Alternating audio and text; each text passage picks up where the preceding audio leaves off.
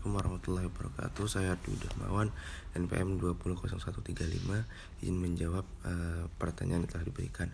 Yaitu yang pertama, menurut etimologi, riba berarti tambahan atau ziyadah. Sedangkan secara istilah, riba didefinisikan sebagai pengembalian tambahan dari modal pokok secara batil dan bertentangan dengan prinsip muamalah dalam Islam. Dalam ajaran Islam, seorang muslim diharamkan memakan harta riba, atau dengan kata lain, hukum riba adalah haram. Imam Al-Shirazi di dalam kitabnya menyatakan bahwa riba merupakan perkara yang diharamkan. Dalam Al-Quran sudah jelas, melakukan riba sudah jelas dilarang Allah. Begitupun dengan bunga bank. Dalam praktiknya, sistem pemberian bunga di perbankan konvensional cenderung mempunyai riba, yaitu melipat gandakan pembayaran, yang telah dijelaskan dalam Al-Quran surah Al-Baqarah ayat 275 yang berbunyi, A'udzubillahi minasyaitonirrajim, allazina yaquluna riba la yaqumuna illa kama yaqumul ladzi yataqabbathu syaitanu minal mas zalika biannahum qalu innamal ba'i'um mislur riba, yang artinya orang-orang yang mengambil riba tidak dapat berdiri melainkan seperti berdirinya orang yang kemasukan syaitan lantaran terkena penyakit gila. Keadaan mereka yang demikian itu adalah disebabkan mereka berpendapat sesungguhnya jual beli itu sama dengan riba, padahal Allah telah menghalalkan jual beli dan mengharamkan riba. Selanjutnya yang nomor 2, perbankan syariah. Terdapat program investasi syariah. Islam adalah agama yang pro investasi, karena di dalam ajaran Islam sumber daya harta yang ada tidak hanya disimpan tetapi harus diproduktifkan sehingga bisa memberikan manfaat kepada umat. Oleh sebab itu, dasar pijakan dari aktivitas ekonomi termasuk investasi dalam Al-Quran dan hadis Nabi SAW.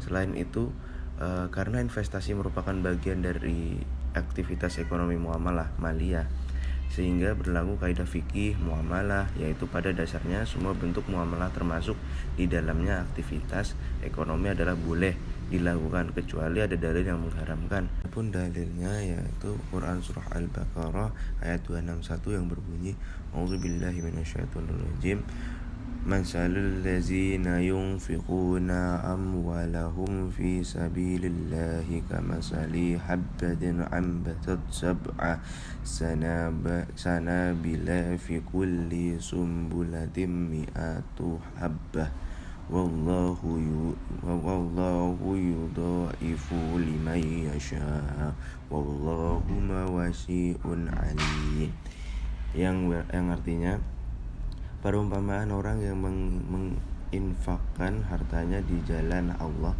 seperti sebutir biji yang menumbuhkan 7 tangkai. Pada setiap tangkai ada 100 biji. Allah melipat gandakan bagi siapa yang Dia kehendaki, dan Allah Maha luas, Maha mengetahui.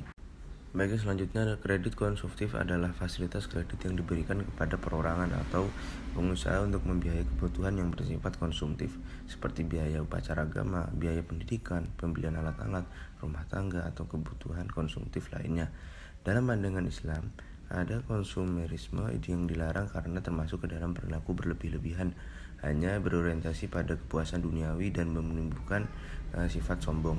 Yang ini tertera dalam surat Al-A'raf ayat 31 yang berbunyi, Auzubillahi minasyaitonirrajim, ya bani Adam khuzu zinatakum inda kulli masjidin wa kulu washrabu wa la tusrifu innahu la yuhibbul musrifin, yang artinya, wahai anak cucu Adam, pakailah pakaianmu yang bagus di setiap memasuki masjid, dan makan dan minumlah, tetapi jangan berlebih-lebihan. Sungguh Allah tidak menyukai orang yang berlebih-lebihan.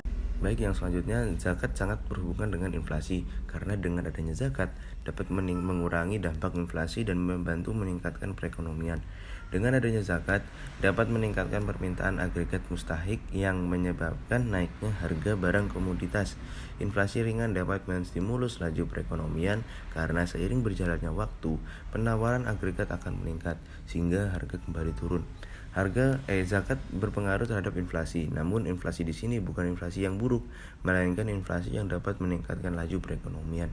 Dalam Al-Quran dijelaskan dalam Quran surah Al-Baqarah ayat 276 yang berbunyi A'udzubillahi minasyaitonirrajim yamhaqullahu riba wa yurbis shadaqat, yang artinya Allah memusnahkan riba dan menyuburkan sedekah.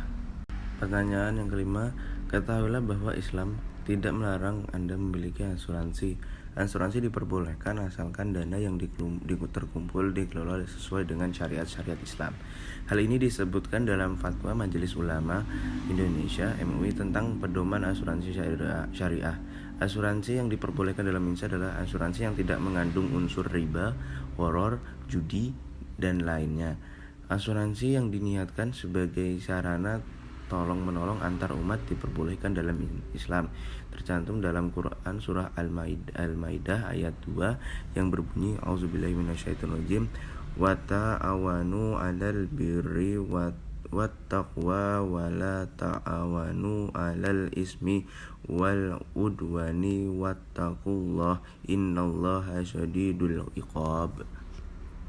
Dalam mengerjakan kebajikan dan takwa, dan jangan tolong-menolong dalam berbuat dosa dan pelanggaran, dan bertakwalah kamu kepada Allah, sesungguhnya Allah amat berat siksanya. Quran surah Al-Maidah ayat 2. Ayat ini menjelaskan bahwa jika orang tersebut beriman, disarankan untuk saling tolong-menolong, yang mana menjadi salah satu prinsip asuransi syariah.